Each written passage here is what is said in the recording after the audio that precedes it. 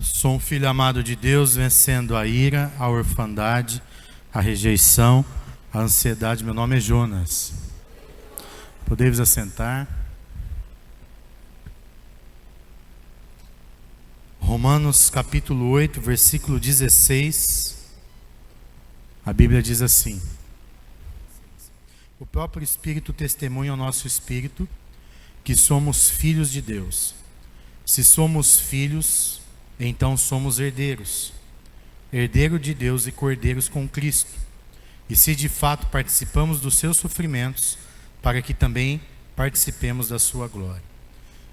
30 Semanas é um programa que cura a orfandade e a rejeição. A orfandade e a rejeição, ela é manifestada nos maus hábitos e vícios que nós temos que destroem a nossa vida. Toda a rejeição e a orfandade, ela é causada lá na infância. Satanás, a Bíblia diz, que ele vem para matar, roubar e destruir. E ele destrói a humanidade, deixando as pessoas órfãos. E como que a gente fica órfão? A orfandade, ela não é só a ausência total dos pais. Muitas vezes nós temos os nossos pais, eles estão lá em casa, mas ao mesmo tempo estão ausentes. A orfandade, na verdade, ela é a falta de algo. Ela pode ser a falta de um afeto, pode ser a falta do amor, da compreensão, e cedo ou tarde ela vai desencadear uma compensação.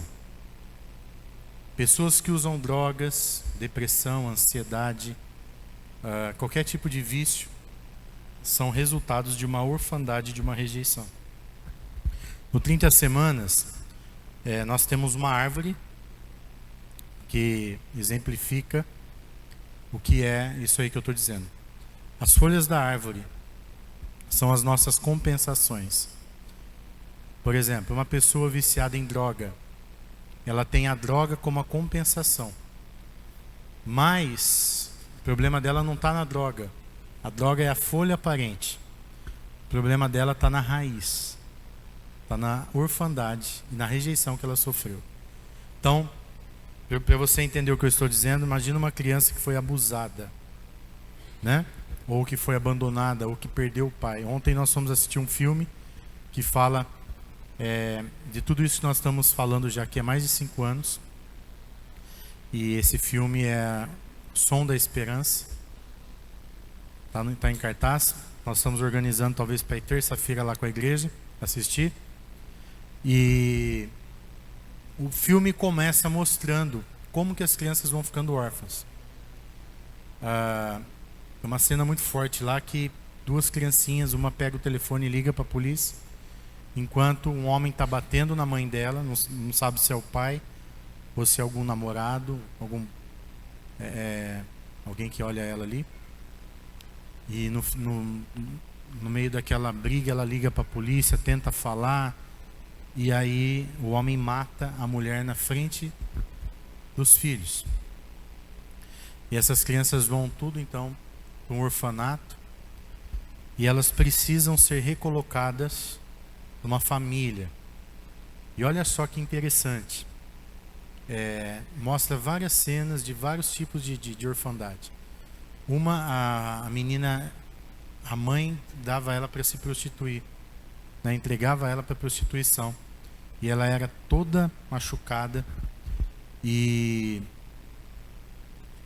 aí mães drogadas, enfim, todo tipo de situação. E o problema era quem adotava também.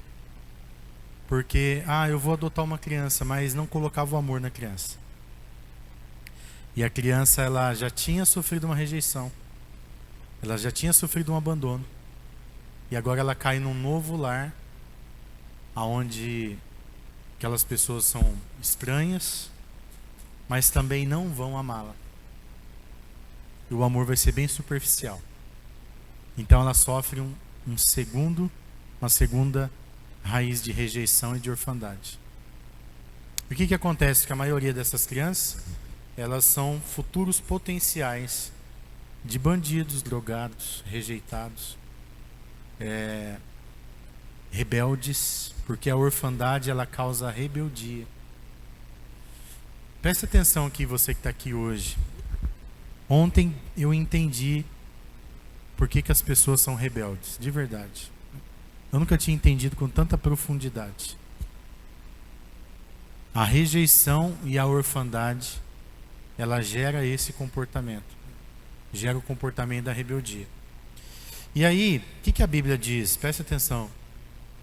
Que Deus, Ele não foi isso o plano inicial de Deus. O plano de Deus é que o homem fosse curado, fosse sarado. O plano inicial de Deus era para que houvesse perfeição.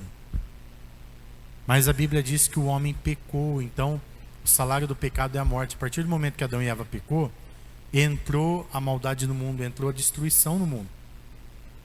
E a Bíblia diz que todos pecaram e foram destituídos da glória de Deus, foram separados da glória de Deus. E o que Satanás faz desde então? Ele luta para nos deixar órfãos. E Deus amou o mundo de tal maneira que deu o seu Filho único, para que todo aquele que nele crê não pereça, mas tenha vida eterna. Lá em João capítulo 1, versículo 12, ele fala assim: ele veio para os seus, mas os seus não o receberam. Mas todo aquele que o receber, ele deu o poder a eles de se tornarem filhos de Deus. Presta atenção, você que está aqui me ouvindo. Você pode não ter tido seu pai biológico. Você pode ter sofrido coisas terríveis na sua infância. Mas hoje Deus quer te chamar de filho. E Ele quer fazer você se tornar um filho amado de Deus. Como que a gente faz para a gente curar a nossa orfandade, a nossa rejeição? Primeiro passo no 30 semanas é admitir. Eu tenho que admitir que eu sofro de orfandade e rejeição. E eu quero te dizer uma coisa: você pode ter lindos pais, pais bonzinhos, pais que deram tudo o que você precisava. Mesmo assim você sofre de orfandade e rejeição em alguma área da sua vida. Todos nós sofremos. Por quê? Porque a Bíblia diz que todos pecaram e estão destituídos da glória de Deus. Nós temos algum buraco na nossa alma. Os nossos pais, por melhores que eles fossem, ou que eles foram, eles não foram perfeitos. E eles nos deixaram órfãos em algum momento. Em algum momento eles falharam. Em algum momento eles não fizeram do jeito certo. E aí causou a ansiedade, causou a depressão, causou a dependência química, causou a codependência emocional, causou a sexualidade distorcida, né? Que é muito tratado no 30 semanas. Algum distúrbio que você tem veio da sua orfandade ou da sua rejeição. Quando eu admito que eu tenho algum problema que eu preciso ser tratado, o primeiro passo é admitir. Sabe o que vai acontecer? Eu vou arrancar máscaras. Preste atenção nisso. As pessoas, elas usam máscaras. Elas querem fingir que está tudo bem. As pessoas fingem que elas não precisam de ajuda. Está tudo bem, está tudo tranquilo. E nós somos ensinados a chorar no nosso travesseiro. Nós somos ensinados a não confiar em ninguém. Nós somos ensinados que não precisa abrir o coração. Nós fomos ensinados que não precisa de amigo, que não precisa de gente ao lado. E aí nós nos fechamos e não admitimos que nós temos compensações, temos problemas, temos dificuldade. Mas quando você admite, eu preciso de ajuda, então você vem para o 30 semanas, que é um programa que percorre por 30 semanas ininterruptas. E nesses 30 semanas, nós vamos falar daquele problema. Cada lição de uma semana vai nos desafiar a enxergar o nosso problema de um ponto de vista. E aí então a gente começa a tratar aquela disfunção, aquela dificuldade. Eu quero dar um testemunho meu. Eu era uma pessoa, aliás, sou uma pessoa com muitas compensações. E olha que meu pai, que está aqui, acho que ele está lá no estacionamento olhando o carro, eu achava que meu pai não era ruim, porque nunca faltou nada em casa, eu sempre tive do bom e do melhor. Eles eram crentes, eu estava dentro da igreja, eu achava que a minha mãe era a melhor pessoa do mundo, mas com um pouquinho de conhecimento, quando eu decidi olhar para dentro de mim, eu vi que não era bem assim, que eu tinha um monte de defeito e eu precisava de ajuda.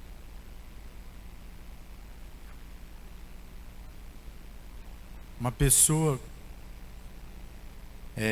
me disse que ela tentou ajudar um casal. E isso acontece muito, muito comum. Estou dando esse exemplo para você entender que você precisa de ajuda. E esse casal, a mulher estava ali disposta a arrumar.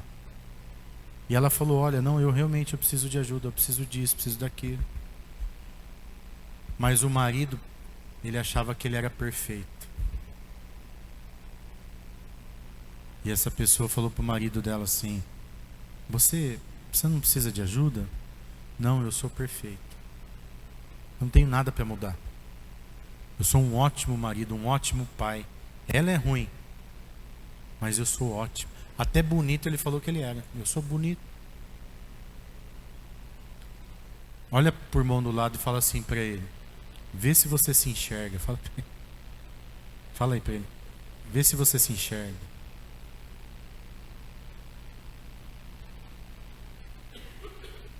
Eu tenho desafiado aqui as pessoas na igreja a se enxergarem. Sabe por quê? É muito fácil a gente enxergar o defeito dos outros. Eu costumo falar para eles assim: eu sei o defeito de todo mundo aqui na igreja. Eu fico observando e eu vou vendo o seu defeito. Mas eu enxergar o meu, isso é difícil. E o 30 Semanas é esse programa. Ele quer desafiar você a se enxergar e ver o quanto você faz mal para as pessoas, o quanto você é egocêntrico, o quanto você é manipulador, o quanto você é egoísta. Quantos estão entendendo? E aí, quando eu começo a me enxergar, eu começo a melhorar, porque Deus está me dando a oportunidade de mudança. Então, ano que vem, a partir de janeiro, vai começar as inscrições do 30 Semanas. E você pode entrar na nova turma. Todo ano tem turma. Eu já estou fazendo o 4º ciclo. E eu acho que eu ainda preciso uns 20. Porque tem muita coisa para melhorar. Mas graças a Deus, gente, lá em casa eu estou sendo um marido melhor. De verdade. Lá em casa eu estou procurando ser um pai melhor. Antes eu detestava brincar de bola com meu filho. E agora quase todo dia eu chuto uma bola com ele no quintal. Nós estamos desenvolvendo amizades que a gente não desenvolvia. Por quê? Porque eu estou aprendendo a me enxergar e sarar a minha rejeição, a minha orfandade. Obrigado pelo silêncio. Eu sou uma filha amada de Deus, vencendo a orfandade, a rejeição e a ira. O meu nome é Mariana. Queridos formandos, familiares e amigos, todos que nos acompanharam aqui nessa jornada. Hoje nós celebramos não apenas a conclusão de um programa de 30 semanas, mas uma verdadeira transformação em nossas vidas. Cada um de nós chegou até aqui com histórias, desafios e feridas que por muitas vezes nos fizeram sentir-nos sozinhos em meio à dor da orfandade e da rejeição. No entanto, ao longo desses meses, encontramos um caminho de aprendizado, acolhimento e cura. Nosso primeiro agradecimento nessa noite é ao nosso Deus, o nosso Pai, cujo até aqui nos sustentou e não deixou a gente desistir nos momentos de dúvida e de tristeza. O nosso papai nos mostrou que mesmo nas horas mais sombrias, nós nunca estamos verdadeiramente sós. É só a gente olhar para o lado. Um olhar para o ladinho do outro. Deus, o nosso Pai, sempre nos oferece um ombro amigo, um refúgio seguro e a força necessária para que possamos enfrentar os nossos desafios. O 30 Semanas foi uma ferramenta poderosa em nossa jornada. Por meio dela, pudemos explorar nossos sentimentos mais profundos, confrontar as nossas experiências passadas e entender a complexidade das emoções que nos acompanharam. Aprendemos a olhar para dentro de nós mesmos com compaixão e reescrever as nossas histórias pessoais, transformando a dor em aprendizado. Esse programa não foi apenas um espaço de aprendizado teórico. Nós não estávamos aqui apenas para responder às atividades da apostila. Foi um ambiente de acolhimento, onde cada um de nós teve a oportunidade de compartilhar as suas vulnerabilidades, àqueles que assim o fizeram, e construir laços genuínos.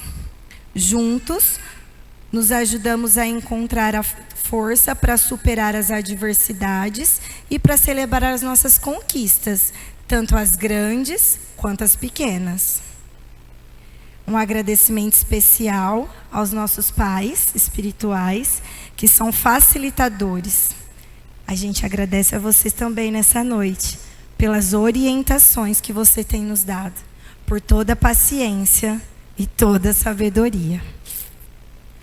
Vocês nos mostraram que a jornada de cura é um processo contínuo e perfeitamente normal buscar ajuda. É normal buscar ajuda. Cada um de você, o pai e a mãe, fez a diferença em toda essa trajetória. Vocês não desistiram e estamos indo já para o 5º ciclo. A todos os formandos, as crianças e os adultos, parabenizo vocês nessa noite por todo o esforço. Eu posso dizer com toda a propriedade que eu sei que não é fácil estar aqui às sextas-feiras. Então, que todo o esforço e a dedicação de vocês seja recompensado. Saibam que este é apenas um novo capítulo em todas as nossas vidas. Levem com vocês as lições aprendidas, a coragem adquirida e a certeza de que somos mais fortes do que imaginamos, porque somos filhos amados. Que possamos continuar a nossa caminhada com a fé renovada, pronto para enfrentar os novos desafios com amor e resiliência. Que esta formatura seja na vida de vocês um marco, a primeira de muitas que virão. E que vocês possam ter esperança e gratidão.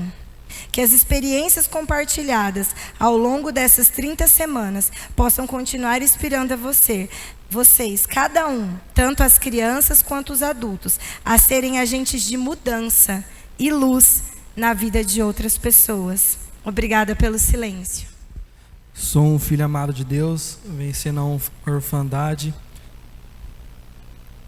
a ansiedade. Meu nome é Jefferson. Queria chamar aqui todos os líderes de roda, por favor. Estou aqui para prestar uma pequena homenagem aos nossos merecidos líderes de roda, que com sua visão, coragem e dedicação nos ajuda a chegar até aqui. Líderes são faróis de inspiração que nos guiam através das incertezas e desafios, sempre nos motivando e buscando o melhor de nós mesmos. Cada um de vocês, com suas conquistas e esforços incansáveis, deixaram uma marca fundamental em nossas vidas.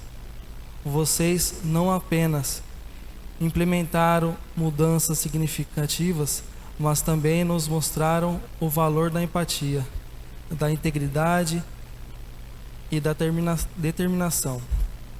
Nos momentos das rodas, podemos compartilhar segredos, angústias e alegrias. Vocês estavam lá para nos ouvir e acolher. Vocês são prova viva de que a liderança não se trata apenas de ocupar uma posição de poder, mas sim de servir e inspirar aqueles ao seu redor.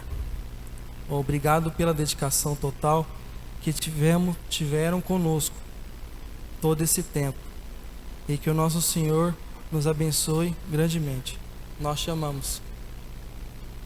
Obrigado pelo silêncio. Boa noite, graça e paz.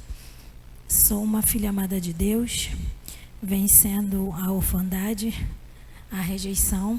Meu nome é Pamela. Bom, nunca tinha visto algo parecido com os 30 semanas em lugar algum. Muito menos imaginei que existiria dentro da igreja. Tenho 7 anos de conversão. Sou casada com o Marcos e mãe de 2 meninos.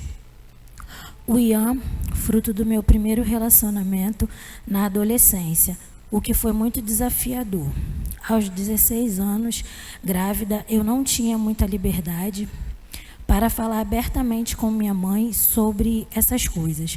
Apesar dela sempre dizer: você precisa me ter como amiga.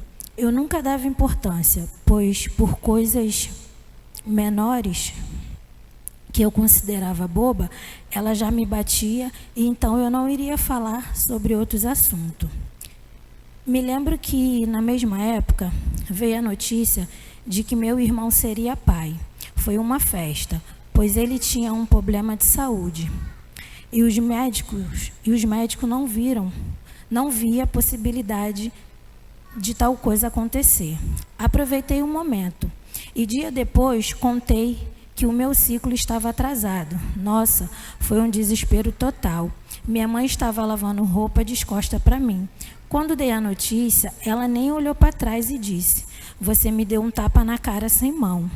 Fui para o meu quarto e fiquei à espera da surra, mas ela não veio. Ficou um climão na casa.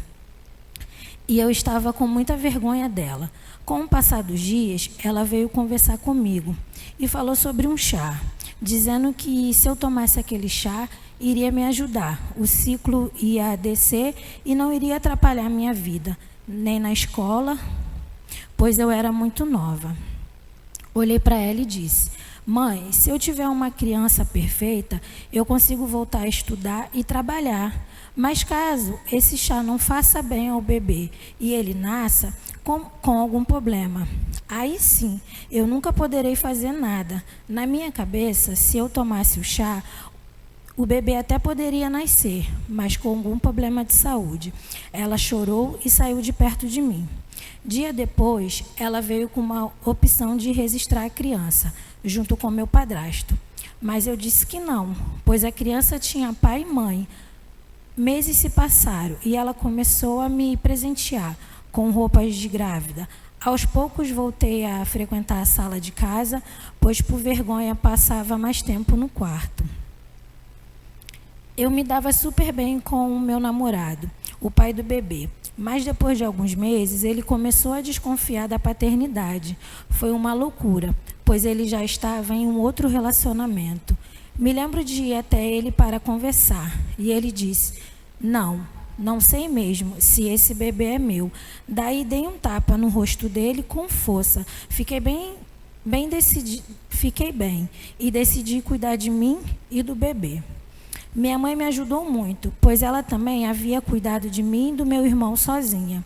Meu pai, na época, era traficante local, onde minha família mora até hoje. Por conta da traição, ela decidiu deixá-lo. Quando completei 2 anos, ele foi preso. Mas minha avó materna sempre me levava para visitá-lo. Eu adorava ir lá, pois ele sempre me recebia com um sorriso e dizia a todos: essa é a minha filha. Lembro que havia prédios altos e ele descia com uma corda de lençóis. Eu achava muito incrível. Ele sempre mandava cartas com lindas palavras e promessas. Quando eu estava perto de completar 12 anos, Ele foi solto. Fomos eu e minha avó e um vizinho buscá-lo. Depois de solto, ficamos um bom tempo sem se ver. Hoje eu não tenho mais envolvimento. Hoje ele não tem mais envolvimento com o tráfico, mas se falamos bem pouco. É raro. Voltando à minha gravidez do Ian, a minha avó Lúcia, uma senhora que até hoje tem uma condições de vida boa, também queria o Ian para ela, mas deixar o Ian nunca foi o meu pensamento. Com o tempo, as coisas foram se acertando. O pai do Ian foi assumindo a responsabilidade e eu continuei morando com a minha mãe. Ian nasceu e junto com ele eu fui crescendo. Às vezes parecíamos 2 irmãos, 2 crianças, mas eu sempre deixava claro para ela, para minha mãe, que a mãe dele era eu. Isso acabava gerando brigas com a minha mãe.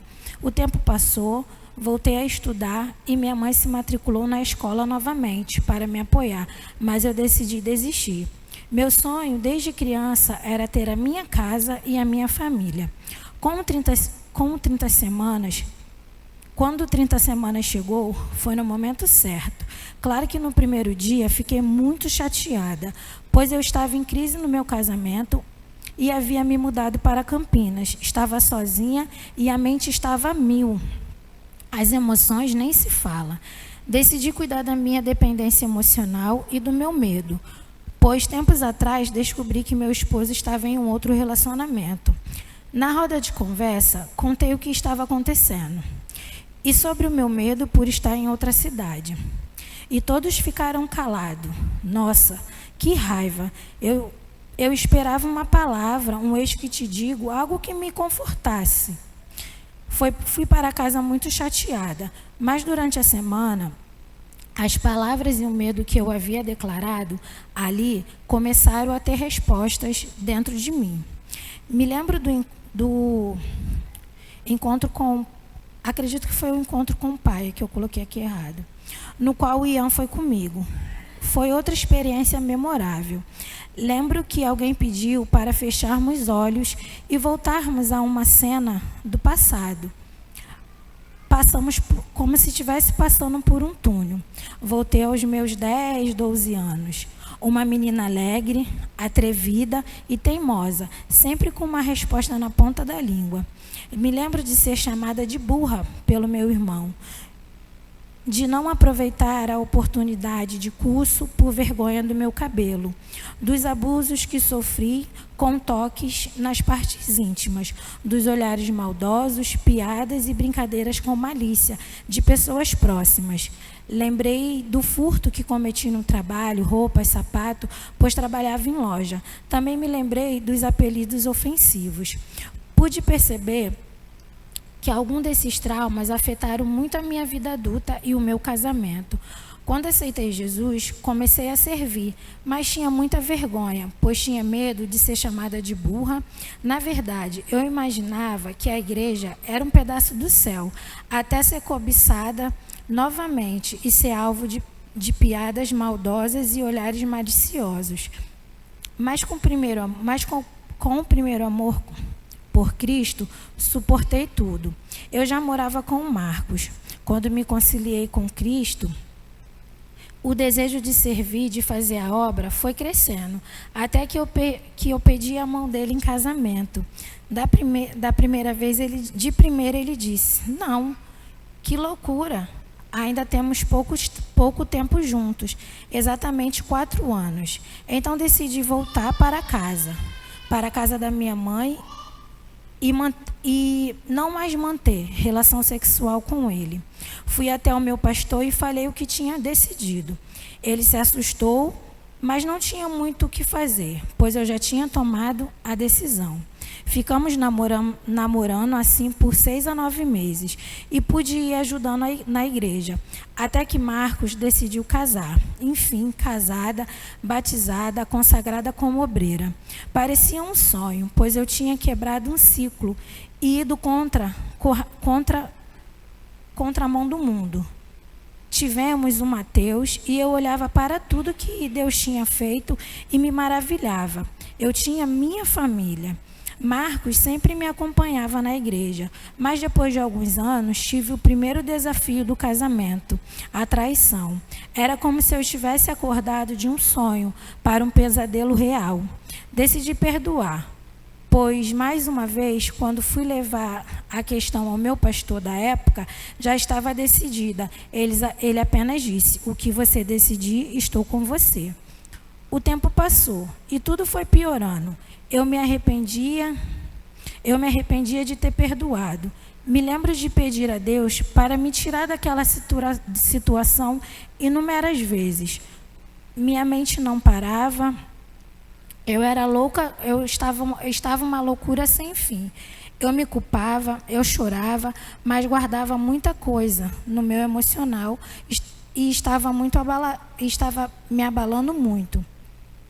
No tempo certo, Deus me deu a oportunidade de vir para Campinas, conhecer a Esperança Viva, conhecer vocês e me sentir uma filha amada. Venci meu medo, pedi perdão e perdoei, venci o medo da mudança, amo meu cabelo e hoje sei que tenho o melhor de Cristo por mim. Obrigado pelo silêncio. Boa noite, graças a paz. Sou um filho amado de Deus, vencendo a orfandade, a rejeição, a ira, a procrastinação e a tendência à codependência emocional. Meu nome é Alexandre. Meu nascimento foi um desafio para meus pais. Antes de completar 1 ano, tive uma doença de pele grave que quase me levou à morte.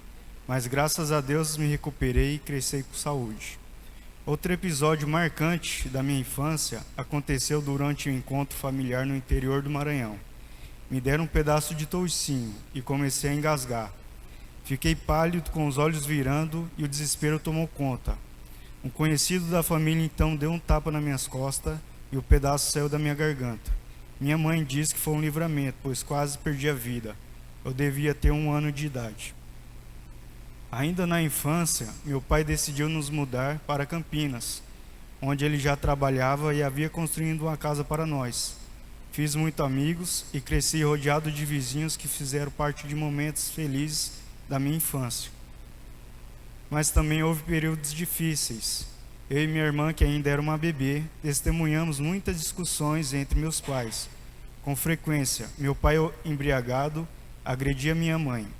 Isso aconteceu repetidamente até minha pré-adolescência, a ponto de precisarmos fugir para a casa da minha tia em algumas ocasiões. Esse trauma me marcou profundamente e até hoje me afeta, especialmente quando vejo casos de violência doméstica, pois ativa a lembrança dolorosa do que vi meu pai fazer. Com o tempo, minha mãe não suportou mais e decidiu separar. Outro evento que marcou minha infância foi o abuso que sofri por parte de uma moça que cuidava de mim e da minha irmã enquanto meus pais trabalhavam. Esse segredo guardei até hoje, mas ele deixou cicatrizes profundas. Despertou precocemente em mim desejos sexuais, que com o tempo me levaram a comportamentos autodestrutivos. Eu tinha acesso a revistas e filmes eróticos, escondidos de meus pais, e acabava me masturbando com frequência, o que me causava muita culpa. Na adolescência comecei a frequentar festas, a beber álcool e a viver uma vida sexual desregrada. Meu pai nunca conversou comigo sobre sexualidade. Eu também tinha vergonha de abordar o assunto. Achava que meu comportamento era normal. Mas hoje vejo que colhi muitos frutos ruins dessas escolhas. A situação familiar levou a mais mudanças. Tivemos que nos mudar para outro bairro, devido a problemas de bebida do meu pai.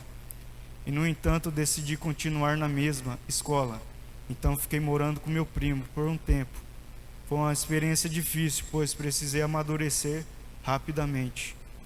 Alguns anos depois, minha mãe se separou definitivamente do meu pai. Eu acabei ficando com ele, pois sentia que ele precisava de apoio e proteção. No início não aceitei bem a separação, mas depois entendi que era o melhor para minha mãe, que já havia sofrido demais. Na juventude comecei a namorar uma vizinha. Tínhamos atritos, mas depois nos reconciliamos e decidimos morar juntos. Tivemos uma filha, um presente de Deus. Na época eu trabalhava em um emprego que me preocupava, pois achava que não seria suficiente para sustentar minha família. Então consegui um novo trabalho que exigia viagens constantes, e isso me fez perder muitos momentos importantes com a minha filha. Infelizmente, durante essas viagens, me envolvi com outras mulheres, o que acabou destruindo meu relacionamento. No fim, minha companheira decidiu voltar para o Rio Grande do Norte com nossa filha, e isso me devastou. Não conseguia suportar estar em casa, cercado pela lembrança dela. Tentei encontrar alívio em baladas e bebidas, mas o vazio permanecia. Foi então que decidi buscar reconciliação com minha mãe, que se tornou um ponto de apoio essencial. Com o tempo conheci a mulher que mudaria minha vida, minha coleriquinha, Cleo. Junto nós ajudamos a acreditar novamente no amor. Moramos juntos por um tempo, mas sentimos que algo faltava. Foi aí que minha mãe nos convidou para participar de uma célula. No início resisti, pois achava que a vida cristã era sem graça. Mas ao participar, senti algo diferente. Em um culto durante o louvor, o grande eu sou, tive minha primeira experiência com o Espírito Santo. Comecei a chorar, arrependido dos meus pecados, e senti que o vazio dentro de mim estava sendo preenchido. A partir daquele dia, minha vida mudou. Pouco tempo depois, aceitei Jesus como meu Senhor e Salvador e fui batizado, o que foi a melhor decisão da minha vida. Deixei para trás o álcool, a pornografia, a masturbação e o adultério. Não foi um processo fácil, mas Deus colocou pessoas abençoadas no meu caminho. Cleo e eu decidimos nos casar, pois queríamos viver de acordo com a vontade de Deus. Jean e a Camila foram fundamentais em nossa conversão, sempre nos incentivando e nos ajudando em nossas dificuldades. Eles foram verdadeiros amigos, nos guiando quando pensávamos em desistir. Sou grato a Deus pela vida deles e pela minha mãe, que foi um instrumento poderoso em nossa caminhada. Fomos convidados para participar do encontro com Deus, e foi lá que realmente tive um encontro profundo com Ele. Nesse encontro deixei para trás toda a mágoa, dor e sentimentos que faziam mal. Foi um momento transformador que me levou a um nível mais profundo com Deus. Foi tremendo. Desde então permaneci na Igreja Esperança Viva. Mais tarde, quando as células se multiplicaram, comecei a liderar uma em minha casa. Nesse período, o paizão e a mãezona trouxeram a mim e a Cleo para mais perto, e começamos a participar das reuniões de líderes e a ser discipulados diretamente por eles. Isso nos permitiu nos envolver ainda mais na obra de Deus e crescer cada dia mais com os ensinamentos que recebemos. Sou profundamente grato ao paizão e à mãezona, que sempre nos acolhem com amor, carinho e paciência. Eles dedicam sem medir esforço, estão sempre disponíveis para nos ouvir. Hoje trabalho no melhor lugar do mundo, que é a igreja, e tenho o privilégio de caminhar ao lado do paizão. Cada conversa com ele é um ensinamento, e vejo meu crescimento diário enquanto ando ao seu lado. Sou muito grato a Deus por tudo que o paizão faz por mim. Quando o paizão trouxe o programa 30 Semanas para a nossa igreja, tentei fazer parte do primeiro ciclo, mas não consegui por conta do trabalho. Em outra tentativa também não consegui, mas graças a Deus finalmente concluí o ciclo. Com esse programa estou tratando a minha ira, procrastinação e a codependência. Ao longo dos anos, situações difíceis contribuíram para que eu me tornasse uma pessoa irada, como os desafios no trabalho, as atitudes de filhos rebeldes, o egoísmo, ingratidão e traição das pessoas ao meu redor. Além disso, devido ao meu temperamento, acabei desenvolvendo uma tendência a procrastinar. Hoje sinto que já melhorei bastante. O programa do 30 Semanas veio para me ajudar a tratar todos os traumas que sofri ao longo da minha vida. Ele me ajudou bastante, consegui controlar minha ira, procrastinação e a codependência, e outros traumas que ainda carregava. Já vejo progresso na procrastinação e na ira, e na codependência controladora. Passei por situações em que, se não fosse pelo 30 Semanas e por Jesus em minha vida, eu teria falhado e feito escolhas erradas. Graças a Deus, sou hoje uma pessoa melhor, vencendo a ira, a procrastinação e a codependência controladora. Obrigado pelo silêncio. vencendo a orfandade, a rejeição, a ira, a ansiedade e o medo. Meu nome é Maria. Tenho 12 anos, sou filha da Natália e do Crisóstomo e tenho uma irmã que se chama Milena. Nasci de um parto prematuro de 6 meses e no momento do nascimento tive uma hemorragia cerebral. Fiquei 2 meses na UTI sem ser entubada, só precisava ganhar peso para ir para casa. Depois de um tempo, refiz os exames e não tive nenhuma sequela. Os médicos diziam que eu teria atraso, mas graças a Deus sempre fui além do que eles falavam. Quando cresci, frequentava muitas festas mundanas e não entendia do porquê de estar ali. E aos 5 anos me reencontrei com Jesus e foi incrível. Na creche, apanhava de meus colegas e minha mãe sempre me dizia: ou você apanha na creche e aqui em casa, ou você se defende. A partir daí comecei a me defender e não apanhei mais. Com 11 anos, perdi a minha irmã Laura. Quando eu recebi a notícia, fiquei muito triste. Minha mãe havia entrado em depressão e não sabia como ajudá-la. Muitas vezes eu pedi a Deus para dar vida a Laura de volta. Fomos para Socorro, na casa da Cajiji, e ela nos acolheu com muito amor. A tia Mari, o tio Noronha e a Maria estavam lá também para nos ajudar. Muitas vezes já presenciei brigas entre meus pais e pensava que essas brigas eram por minha causa. E com isso fui desenvolvendo a orfandade e a ira. Recentemente, eu não via meu pai como alguém presente, porque ele passava mais tempo no celular do que comigo e com minha irmã. E tinha medo de que ele não fosse um pai presente para minha irmã também.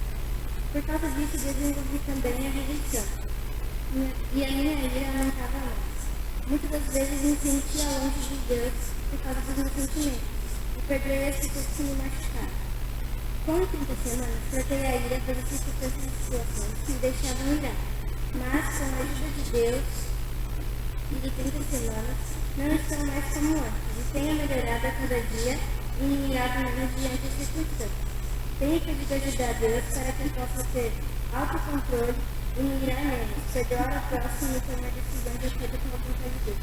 Obrigada pelo silêncio. Graça e paz. Sou uma filha amada de Deus, vencendo a orfandade e a rejeição, e meu nome é Denise. Sou a primogênita de 4 irmãos. Quando eu nasci, meu pai foi me registrar, mas não colocou o nome dele. Quando fiz 1 ano, nasceu meu segundo irmão, e no ano seguinte, meu irmão caçula de pai e mãe. Aos 3 anos, meu pai abandonou minha mãe com 3 filhos e ela voltou para a casa da minha avó. Não me lembro muito dessa época. Eu ficava com a minha avó para que minha mãe pudesse trabalhar. Fomos criados ali. Com a graça de Deus, lembre-me de dormir com a graça de Deus. Lembre-me de dormir com fome, pois não gostava de leite. E às vezes era a única coisa que tínhamos. Quando eu tinha 7 anos, nasceu meu 4º irmão, filho de um outro relacionamento da minha mãe. Uma vez, o pai dele, bêbado, me colocou no colo para me dar um doce. E a minha mãe, com medo, resolveu criar mais um filho sozinho. Aos 11 anos, comecei a trabalhar na casa de família, onde minha mãe trabalhava, para ajudar e ter meu próprio dinheiro. Depois de algum tempo, comecei a pegar coisas e até dinheiro, e fui descoberta.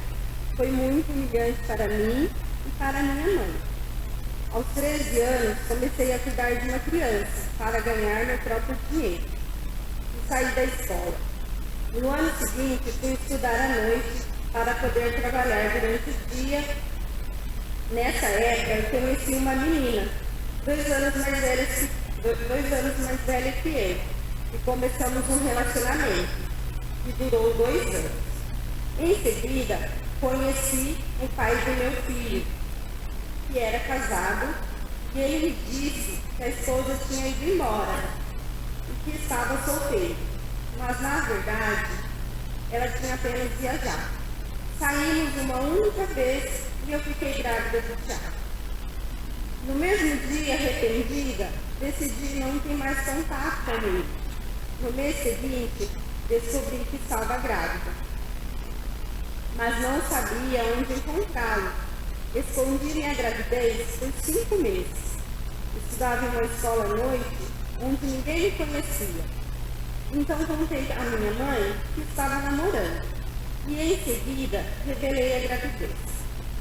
Disse que havia terminado com ele e que iria criar meu filho sozinho. Quando estava com 8 meses de gravidez, o telefone público da rua tocou e era o pai do meu filho, que disse ter pensado em mim e resolveu ligar para saber como eu estava. Contei que tinha uma surpresa e marcamos um encontro no terminal central de Campinas. Quando nos encontramos, ele perguntou se tinha certeza que o filho era dele. Eu expliquei que não tinha me relacionado com mais ninguém. Ele prometeu me ajudar, mas continuei mantendo a história do namorado desconhecido. 2 meses depois, levei nosso filho para ele conhecer. Ele disse que iria alugar um apartamento para nós e cuidar de mim. Eu tinha 17 anos.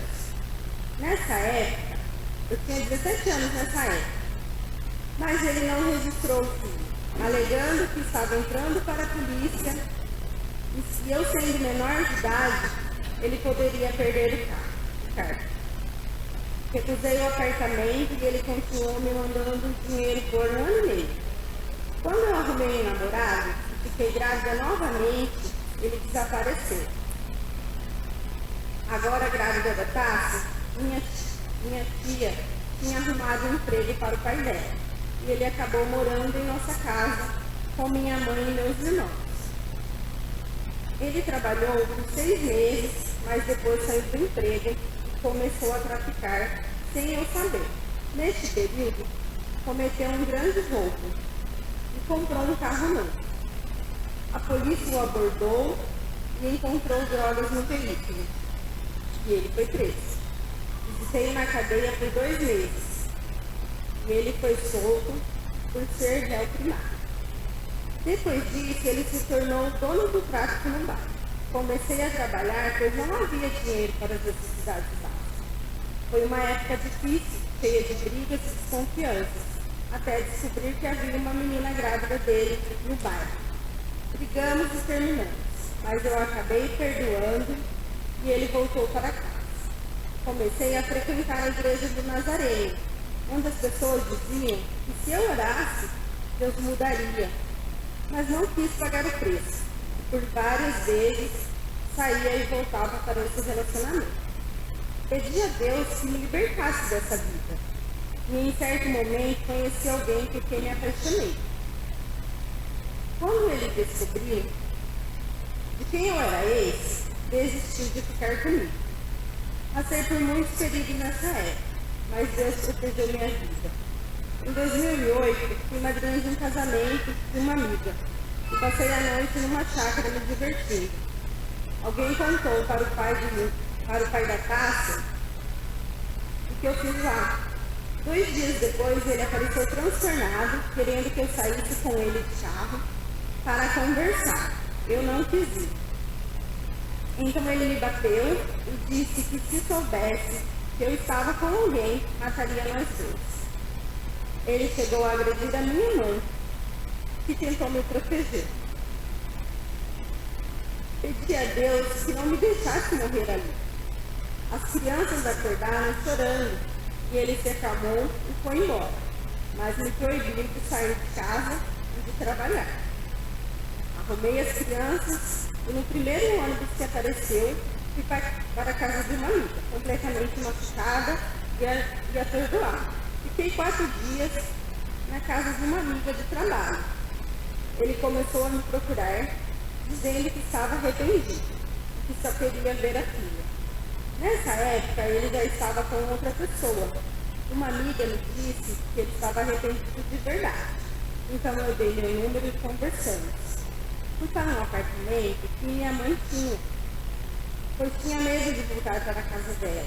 No apartamento tinha tudo o que precisávamos naquele momento, graças à ajuda de vizinhos. Acredito que foi a mão de Deus na minha vida mais uma vez. Ele foi até lá, pediu perdão e chorou. Começamos uma vida nova. Eu, a Cássia e o Tiago, longe da minha família. Minha mãe ia todos os dias cuidar da Cássia, para que eu pudesse trabalhar. Ele continuou me ameaçando por algum tempo, mas eu fui firme. Só queria ser livre e encontrar um novo amor. Fui à igreja de Nazaré e contei minha história ao pastor, que me aconselhou a viver e orar para os meus filhos. Não aceitei aquele conselho e nunca mais voltei lá. Desenvolvi síndrome do pânico e tinha medo de dormir na casa da minha mãe. Então dormi na casa de uma amiga de quem eu fui madrinha e comecei a frequentar a Assembleia de Deus. Me batizei e fiz parte do grupo das irmãs. Tudo parecia perfeito. Consegui um emprego melhor, mas meus novos amigos de trabalho eram muito festeiros e comecei a sair de vez em quando. Tive outros relacionamentos que não deram certo e voltei para a igreja. Em 2013, um amigo me chamou para uma festa surpresa, para uma amiga em comum. Eu iria para a igreja nesse dia, mas acabei indo para a festa. Foi lá que eu reencontrei o Paulo, meu atual marido. Começamos a sair e no mês seguinte eu estava grávida da Nádia. Foi uma situação difícil, pois o Paulo era jovem e não estava pronto para assumir um relacionamento sério. Ele queria aproveitar a vida, mas eu apenas lhe disse que estava grávida, sem pedir um compromisso. Ele garantiu que jamais abandonaria meu filho. Continuamos saindo e quando os pais dele souberam, meu sogro teve uma conversa muito séria com ele. Em 3 meses, Paulo foi morar comigo e meus filhos. No ano seguinte, nos mudamos para a casa de fundo do meu sogro, que queria estar perto da neta. Foi incrível ver como aquele rapaz que queria curtir a vida se transformou em um pai dedicado, um marido presente e ainda aceitou os meus filhos. Tivemos muitas dificuldades, mas comecei a frequentar a igreja da família da fé. Lá senti incômodo por não poder participar da ceia, pois não éramos casados. Então nos casamos, finalmente pude ficar certa na igreja. Mas servir a Jesus não é tão simples assim. Havia muita ira, muita culpa, preguiça de ir a uma igreja distante. Pedi a Deus que me mostrasse um caminho, que fizesse o Paulo querer ir à igreja comigo, ou que nos aproximasse de uma igreja mais próxima. Deus me trouxe aqui, onde conheci um verdadeiro evangelho e o programa 30 Semanas. Confesso que comecei o 30 Semanas por livre e espontânea pressão do pastor. Pensava, não vou. Para que falar da minha vida para pessoas que eu mal conheço? Mas depois eu vi alguns testemunhos e a graça de Deus na minha vida, na vida dessas pessoas. E eu agradeço a Deus por ter ido, me curado da culpa e de não ser uma boa mãe, pois agora sei que Deus me perdoou dos meus pecados, porque me arrependi de coração. Acredito que sou uma filha amada, consegui vencer a ira e a insônia também. Hoje, diante de qualquer aflição, eu consigo orar, entregar a situação para Deus e descansar nele. Sei que ainda tenho muito a tratar e ser curada, mas tomei a decisão de permanecer firme. E vem em 30 semanas de 2025. Eu já estou pronta. Obrigada pelo silêncio. Sou uma filha amada de Deus, vencendo a rejeição, a orfandade, sexualidade distorcida e o medo. Meu nome é Cleane. Sou a filha caçula de 7 irmãos. Quando os meus pais descobriram que eu estava grávida, quando minha mãe descobriu, sou uma filha amada de Deus, vencendo a rejeição, a orfandade, sexualidade distorcida. Meu nome é Cleane. Sou a filha caçula de 7 irmãos. Meus pais não me planejaram, mas quando minha mãe descobriu que estava grávida, ficou muito feliz e me desejou muito. Na minha infância, lembro de brincar com meus irmãos e sempre brigávamos. Mas em uma casa com 7 crianças, as coisas eram bem difíceis. E me lembro do meu pai ir para a feira da cidade por volta da hora do almoço, pois era a hora que os comerciantes jogavam no lixo muitas coisas que davam para ser aproveitadas. Eu achava o máximo. Tudo que eu mais tinha vontade era comer uma maçã inteira, rodeando ela por completo, e comer bolacha recheada. Lembro de algumas vezes que minha madrinha me levava para a casa dela e lá eu dormia. E às vezes eu acordava com o filho dela, que já era um rapaz, passando a mão em mim.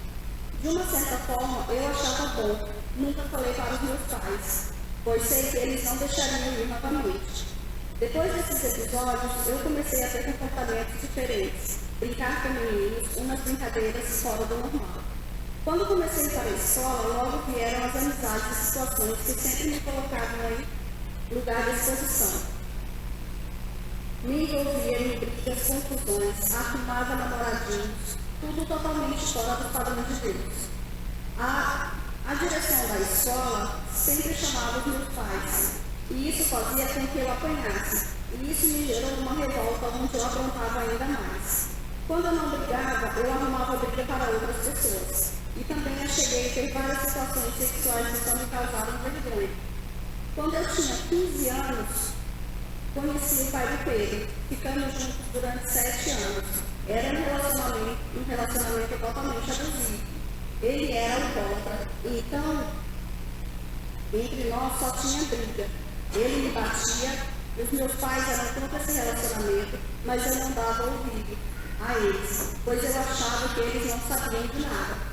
As agressões foram aumentando, a ponto de pararmos em delegacia. Registrava BO, mas não tinha jeito. E no outro dia estávamos juntos novamente. E assim ficamos por todo esse tempo. Ele me proibia de falar com as meninas do bairro que eu morava. Até de falar com as minhas irmãs, ele não queria que eu falasse. Não demorou muito tempo, eu comecei a descobrir algumas traições. E ele sempre dizia que era mentira, que estavam inventando. Até que um dia eu mesmo peguei ele beijando uma amiga minha, que morava perto da minha casa. Fiquei transtornada, pois eu não queria perder ele de jeito nenhum. Os boatos foram aumentando e eu fui ficando com mais medo de perder ele, pois ele dizia que tudo que ele fazia era porque me amava. O tempo passou e eu comecei a sair para festas e comecei a pagar o que ele fazia na mesma moeda. Comecei a trair ele. Sempre que eu saía, sempre se saía por cima, mas ele sempre se saía por cima. Chegou o momento que eu fiquei grávida e eu sabia que era dele, mas tive que ouvir da mãe dele e de outras pessoas que o filho não era dele. Foi uma gravidez muito conturbada e cheia de problemas. Tive pressão alta até pré-eclâmpsia. Não podia passar nervoso, nem me alterar. Esse período eu fui morar com ele na casa da mãe dele. E todos os dias eu ouvia a mãe dele falando para eu ir embora da casa dela. E eu ficava sem chão, mas eu queria estar com ele. Muitas vezes ele chegava do trabalho, já estava bêbado e jogava as comidas tudo fora. Quando Pedro nasceu, achei que ele pararia de beber um pouco. Nada disso aconteceu. O pior de tudo era que nesse momento era ele e eu e o Pedro, de bar em bar.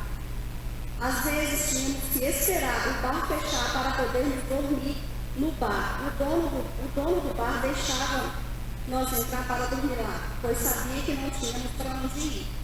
Um dia eu falei para que ele parasse de beber. E ele me disse, quando você me conheceu, eu já bebia, então não parou. Nesse relacionamento, eu levei o Pedro, até o Pedro fazer 3 anos. Esse relacionamento eu levei até o Pedro fazer 3 anos. Então fui obrigada pelo meu pai a sair da cidade e vim aqui, para Campinas. Os meus pais estavam aqui por conta do tratamento do meu irmão, tratamento de saúde. Cheguei e comecei a trabalhar, mas com a ideia de trazer ele para ficar aqui comigo. Depois que eu estava aqui, nos falamos e ele perguntou por que eu havia feito isso com ele. Saí fugida dele, mas era a única opção que eu tinha. Passou um tempo e eu percebi que não fazia mais sentido. Era melhor seguir minha vida. Daí conheci o pai da minha filha. Namoramos um pouco e logo fomos morar juntos. Era um relacionamento tranquilo e eu decidi que queria outro filho. Queria muito engravidar, mesmo diante de tudo que havia passado com o Pedro. Eu queria outro filho, mesmo sabendo da responsabilidade. Pedro também pedia por um irmãozinho para ele. Pois bem, engravidei novamente. E ficamos muito felizes. Amanda foi muito desejada e esperada. Não via a hora dela nascer. Quando estava esperando ela, foi um período muito tranquilo. Quando ela nasceu, ela estava com 2 meses de vida. Eu e o pai dela tivemos uma briga, onde ele soltou que só sabia que foi um erro estarmos juntos e só estava comigo por causa da Amanda. Eu perdi o chão, quase fui embora para a casa dos meus pais. Naquele momento, todo o amor que eu sentia por ele acabou. Eu não sabia o que fazer. 2 filhos sem pai. Como seria minha vida? Depois que esfriamos a cabeça, conversamos e nos entendemos. Passamos uma borracha e começamos novamente. Passou um tempo, ficamos sabendo de um lugar onde estavam doando terreno para quem não tinha condições de comprar e precisávamos sair do aluguel. Fizemos um barraco de madeira e nos mudamos. Foram meses muito difíceis. Ele ficou desempregado e mais uma vez tivemos outra briga e ele voltou a afirmar que era um erro estarmos juntos. Aquele dia tudo que eu sentia por ele acabou, mas eu não consegui ir embora. Ficamos juntos, mas eu não sentia mais por ele amor. Passou um tempo, fomos embora para a Bahia, ficamos lá por 6 meses, na casa dos familiares dele. Mas tudo que eu queria era me separar dele. Até que eu pedi ajuda para minha mãe e ela mandou dinheiro para eu voltar para cá. Quando ele viu que eu estava mesmo disposta a vir embora, ele veio também.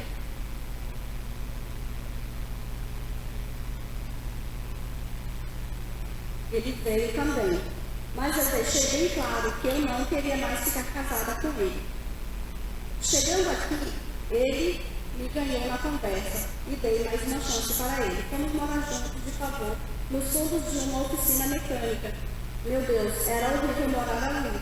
As brigas foram aumentando cada dia mais. Até que um dia ele falou para mim, é melhor você ir embora para a casa do seu pai. Nesse mesmo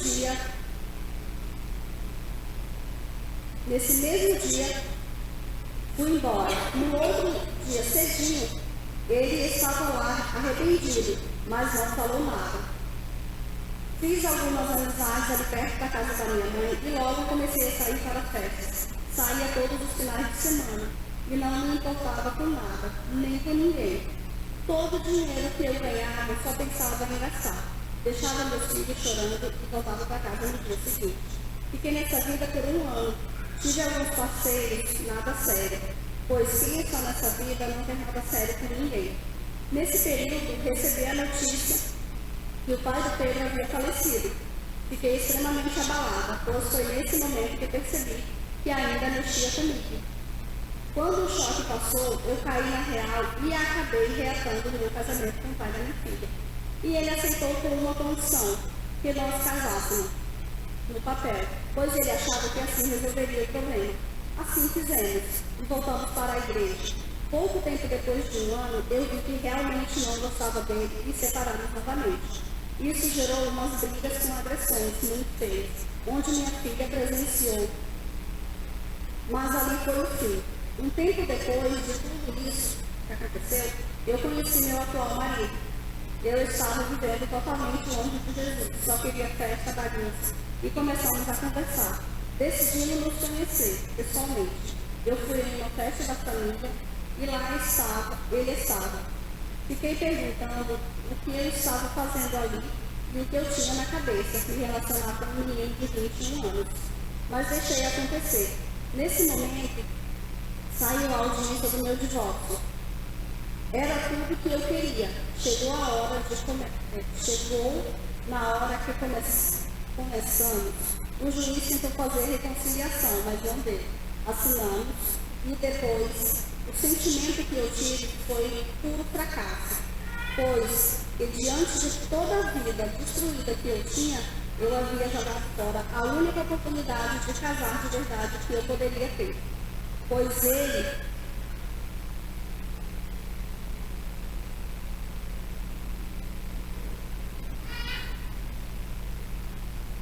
ele dizia que eu não ia conseguir me casar com ninguém. Mas enfim, eu e meu atual marido decidimos ficar juntos. Tivemos muitas intercorrências em nosso relacionamento, pois tudo era fora dos padrões de Deus. Até que um dia minha sogra nos convidou para ir em um lugar com ela. E lá chegamos, era uma célula, e eu gostei, fiquei livre. Mas não me sentia tão compromissada. Com isso, continuamos aí.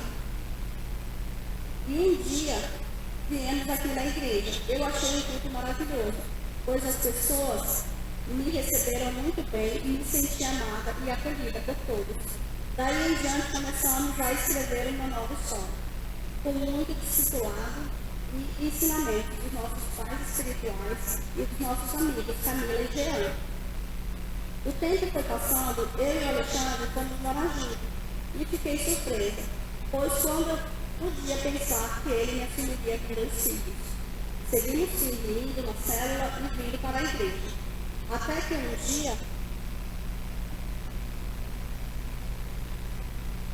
um dia, meu pai falou: e vocês, quando vão casar, já fizeram o test drive? Sinceramente, eu tinha certeza que ele nunca mais teria outra chance de casar novamente. Pois bem, pedi meu marido em casamento e ele aceitou. Nos casamos e foi lindo. Posso dizer que foi a melhor escolha da minha vida. Deus me deu a oportunidade de escrever uma nova história. Aqui estamos. Quando chegou 30 semanas, eu não queria fazer por nada. Aproveitei que o meu marido trabalhava viajando e não tinha como ir, mas ele sempre quis estar participando de tudo que tem aqui. Isso acabou me fazendo querer estar junto. Hoje temos um casamento abençoado na família, com todos os altos e baixos que toda família tem. Mas eu tenho visto a mão de Deus. Fiz um ciclo de 30 semanas e com toda certeza estarei outras, pois creio que Deus fará ainda mais em nossa vida. Obrigada pelo seu.